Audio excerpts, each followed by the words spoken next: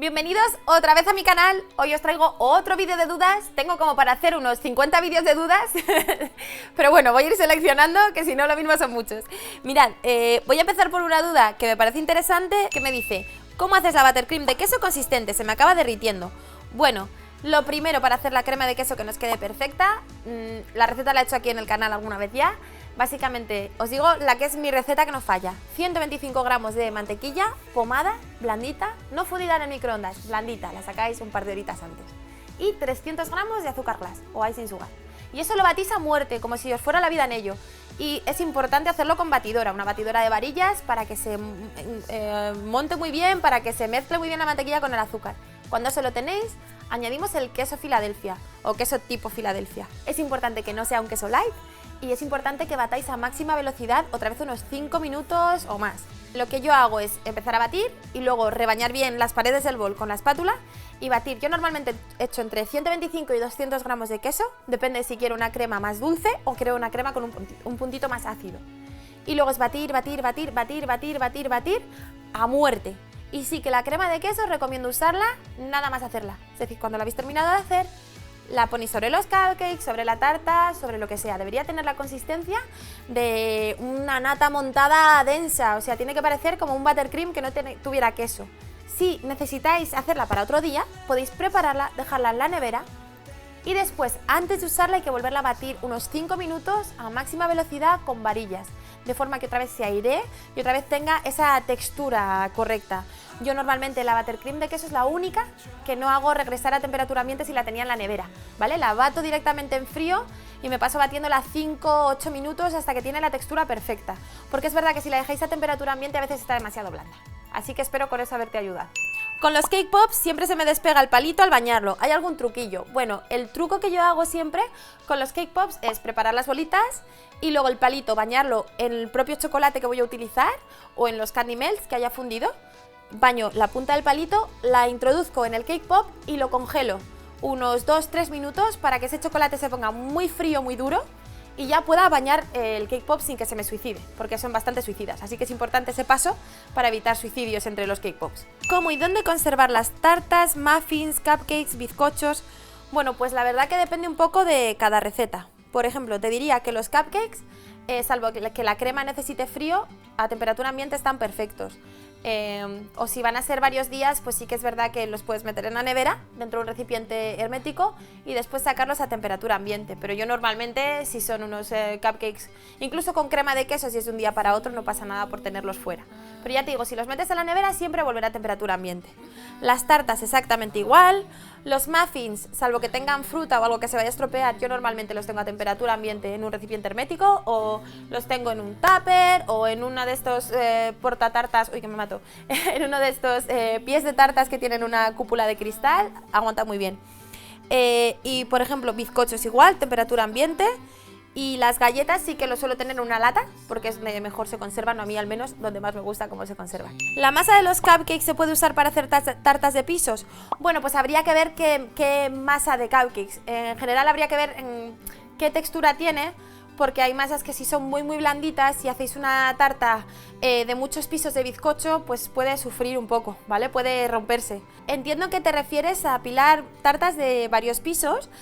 Bueno, en primer lugar, siempre que hagas una tarta de 2 pisos va a tener una estructura interna que va a hacer, o sea, vas a poner tu piso grande, unos palitos dentro y el piso pequeño va a ir encima, va a ir sobre con cartón montado y este cartón va encima de los palitos de forma que el peso del piso de arriba no aplasta el piso de abajo. Pero aún así sí que es problemático si es un bizcocho muy blandito, más que el apilar 2 pisos, el apilar varios bizcochos. Es decir, si tú apilas 4 bizcochos y el bizcocho es muy blandito, puede que se te partan los de abajo solo por apilar los bizcochos, ya no digamos pisos de tarta. Entonces, en principio, cualquier bizcocho de cupcake valdría para hacer un bizcocho de tarta, pero siempre tienes que pensar, antes de apilar muchas capas, ver si tiene la textura o la consistencia suficiente para poder aguantar que se apilen. ¿Cuál es el punto de cocción correcta del brownie? Bueno, pues los brownies a mí me gustan tirando a crudos, entonces sí que os suelo recomendar que pinchéis con un palillo y que salga sucio en vez de limpio. Pero no me refiero a que salga tampoco líquido, porque es verdad que si pincháis y sale totalmente líquido, luego va a estar demasiado blando, va a ser casi un culán. Entonces el truco es pinchar, que salga bastantes migas pegado y sacarlo. Si luego notarais que se ha quedado un poco demasiado blando por el centro, confiad en mí que en cuanto se enfría del todo está perfecto, ¿vale? Pero es mejor sacarlo tirando a crudo que tirando a muy hecho. ¿Con qué antelación calculas para hacer los bizcochos? ¿Y con cuánta antelación se puede hacer? Bueno, yo normalmente si tengo que hacer una tarta, y sobre todo si va a ser una tarta un poco complicada, que lleva varias capas de bizcocho o similar, me gusta hacer los bizcochos el día anterior, porque de esta forma reposan, sé que se han enfriado por completo y de hecho para montar la tarta normalmente los meto en la nevera, incluso desde el día anterior, bien filmados, para que estén perfectos cuando monto la tarta y me sea más sencillo. Y a lo mejor horneo bizcochos, monto la tarta y la tarta se come al día siguiente, al tercer día, ¿vale? Primer día horneo bizcochos, segundo día monto tarta y tercer día se come la tarta. Si tuviera que hacerlo con más antelación, más que hacerlos mucho antes, soy más partidaria de hacerlos cuando sea, congelarlos y entonces los dejo en la nevera la noche anterior a montar la tarta, ahí se descongelan y ya fríos monto la tarta y me la como al día siguiente, ¿vale? Entonces tendríamos como, o lo hago el día anterior a montar la tarta o ya lo hago cualquier día, congelo y los uso pues de la noche fríos en la nevera que se descongelan y los uso en frío. ¿Se puede sustituir la mantequilla por aceite y cómo? Bueno, pues entiendo que nos referimos a bizcochos.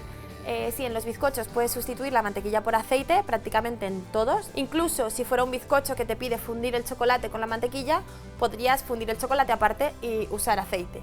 Simplemente yo uso la misma cantidad para no complicarme y vas a ver que le cambia un poco el sabor porque no va a tener ese regusto a mantequilla, pero también es cierto que los bizcochos aguantan más jugosos más tiempo, con lo cual eso tienen de bueno.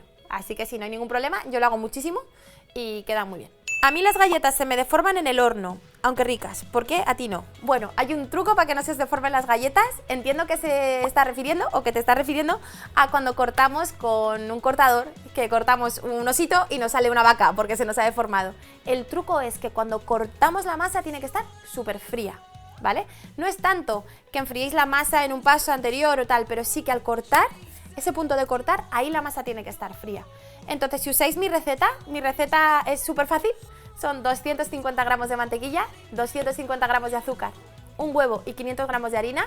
Eso sale siempre bien, esa masa no se deforma nada, siempre y cuando estiréis la masa, la enfriéis, que esté fría, y cortéis con la masa fría. Y os prometo que salen perfectas. Bueno, haré un vídeo de galletas, pero os prometo que salen perfectas. Me da miedo hacer merengue por dejar las claras crudas. Me refiero a la hora de hacer un lemon pie. Bueno, pues haces muy bien que te dé miedo porque nunca hay que comerse las claras de huevo crudas y menos ponerlas sobre una tarta y esperar a que se la coma otras personas porque es bastante peligroso, ¿vale? Una opción que tendría sería usar para hacer ese merengue claras pasteurizadas, pero soy bastante poco partidaria porque el problema es que no montan tan bien, entonces te va a costar mucho montarlas, no te va a quedar bien el merengue y vamos a tener ahí también un poco de trauma. ¿Cuál es el truco? Pues usar o merengue italiano o merengue suizo.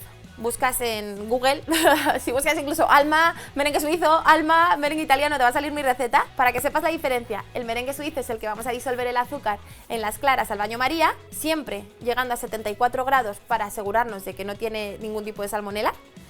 Y el merengue italiano es el que vamos a hacer un almíbar, vamos a llegar a 118 grados y lo vamos a echar sobre las claras. Y ahí también ningún riesgo de salmonela ni de que se baje. ¿Qué pasa? Que estos dos merengues son muy estables, entonces vas a echar encima de tu lemon pie, va a aguantar perfecto, no se va a salir ese líquido que pasa con el merengue francés, que es el que no se cocina, y no vas a tener ningún riesgo de que se ponga malo porque son claras que ya están estabilizadas y que están cocinadas. Si aún así quisieras usar claras pasteurizadas y hacer el merengue típico, que es simplemente el de montar las claras con azúcar, yo te recomiendo que a las claras pasteurizadas les eches un poquito de albúmina, que se vende en polvo, y entonces de esta forma las claras pasteurizadas van a montar mejor.